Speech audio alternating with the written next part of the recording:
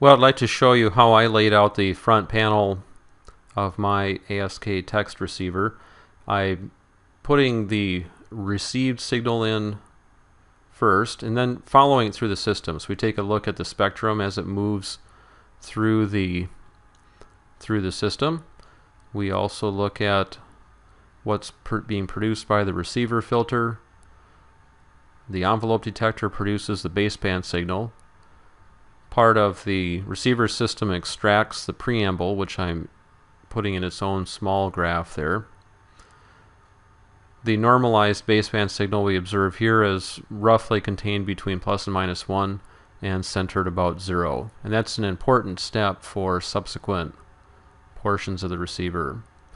Now I'm looking at things related to the bit sync, so we see the absolute value or squared value of the baseband signal.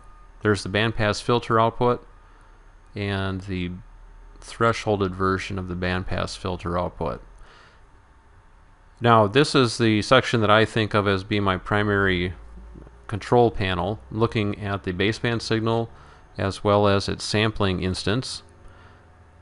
Now you can also change the plot style, and that might look a little more preferable.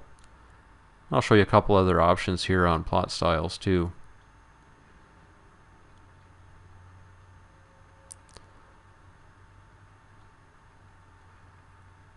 That perhaps looks a bit more like what you're used to seeing as the so-called stem plot.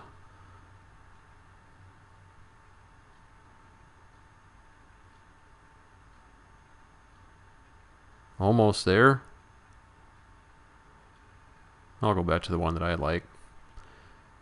And I'm also pointing out some suggestions about grouping things with your input together. So these are all of the input parameters for the signal. And again, you have the option of using either recorded signal or the microphone signal. The eye diagram helps you to make good choices about placing the sampling locations. Here we have some additional diagnostics. Looking at the received frames as groupings of 10-bit words is nice, and there's the final decoded message. You might be noticing the extra decorations showing up here on the front panel. I'll show you how to insert those too.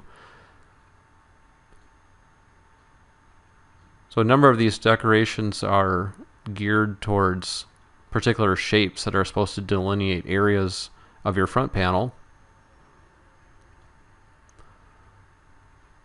And we want to put that behind the indicators. So we'll use move to back.